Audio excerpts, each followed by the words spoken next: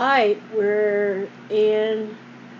still in book volume 3, part 2, story 9, Buried Sin.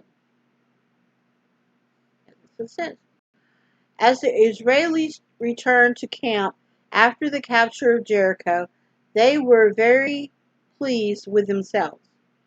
They had taken the most important city in the Jordan Valley without a fight. All they had to do confuses me, had to do was to walk around it and shout. It was amazing.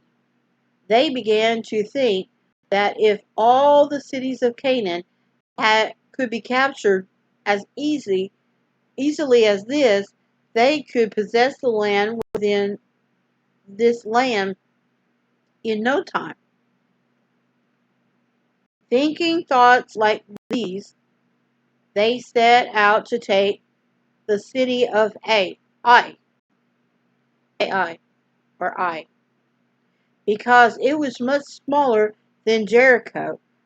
Some of the leaders said it would not be necessary for all the men of Israel to go against it. Let about 2 or 3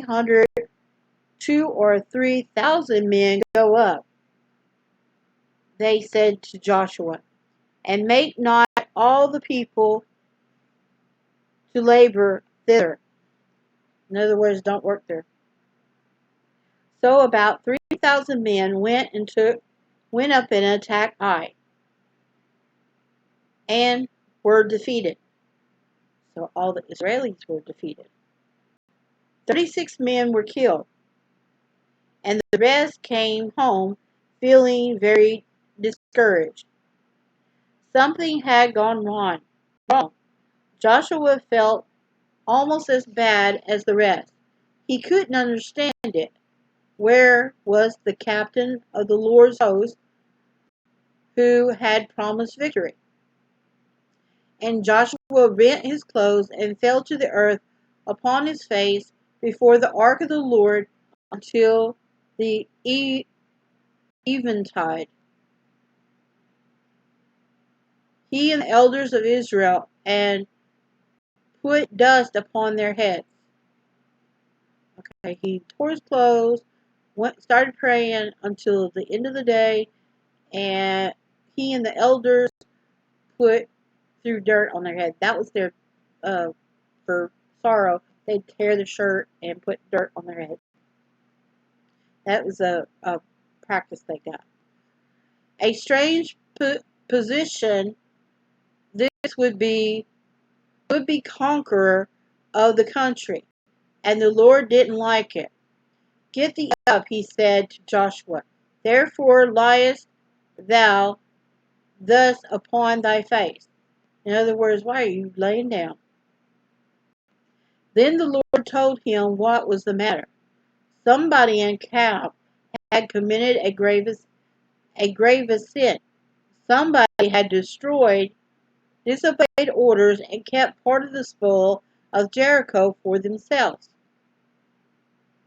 There is an accursed thing in the midst of thee, O Israel. Thou canst not stand before thine enemies until ye take away the accursed thing from among you. But how would Joshua find the man who had done this deed? To search for him among millions of Israelites would be like looking for a needle in a haystack. Then the Lord told him to draw lots, first to find the tribe to which the man belonged, then to find his family, and finally to find the man himself. Meanwhile, Achan, Achan,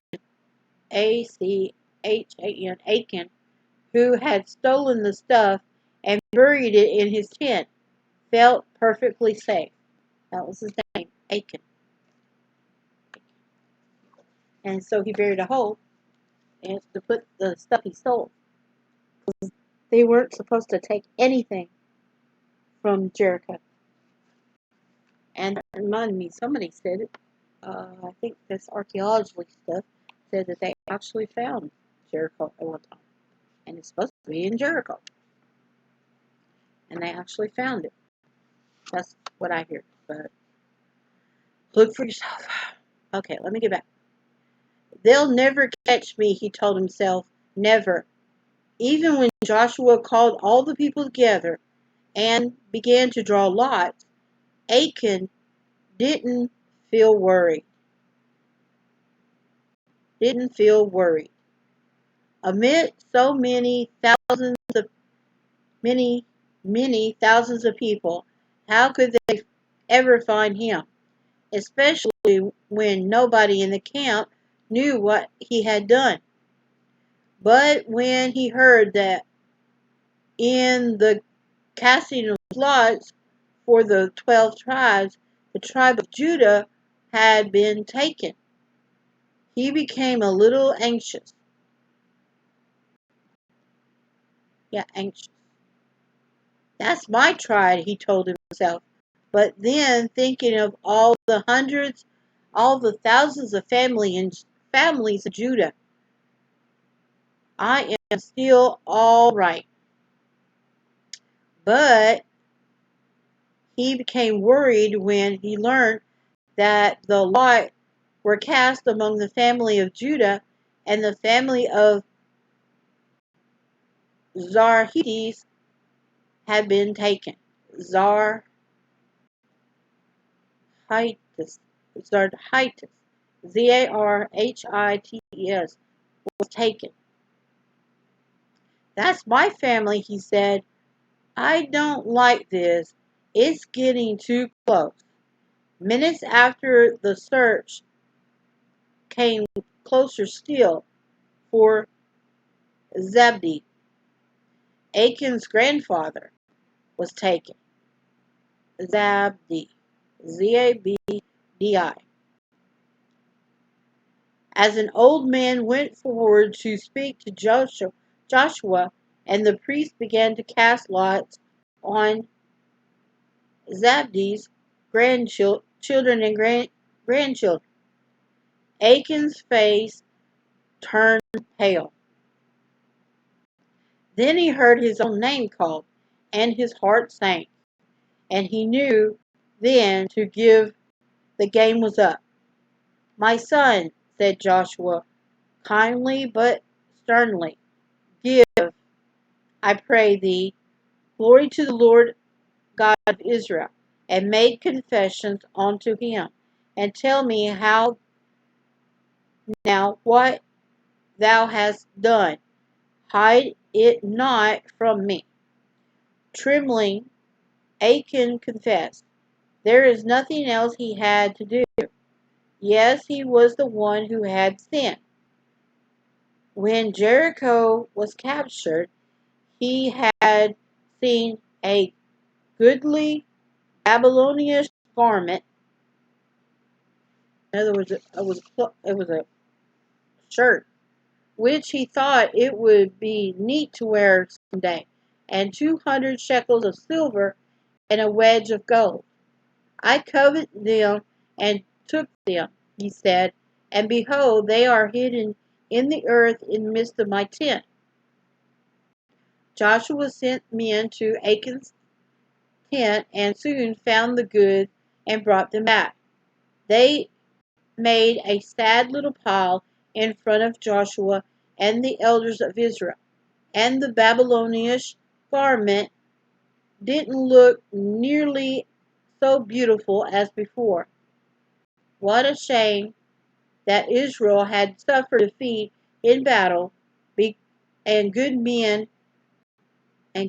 had been killed because of this flimsy piece of cloth and a few bits of silver and gold. Achan was sorry, terribly sorry, but it was too late to be sorry. He had to be punished, and he was. Excuse me. He was taken to a valley where there were many stones, And the people threw stones at him until he died. And they raised over him a great heap of stones unto this day. And then they buried him under the stone. The place is called Anchor. Achor. Anchor. Yeah, Anchor. Meaning trouble. And that a lot of trouble was caused by that one little sin, and buried sin that wouldn't stay covered. And then has an illustration of him, the pile of stones. And I'm sure they've been looking. I'm sure they look for things that's in here. And that was story 9, part 2, story 9. Alright, and we'll take a break, and then we'll do the next one. It's so pretty. And of course, it's out of focus.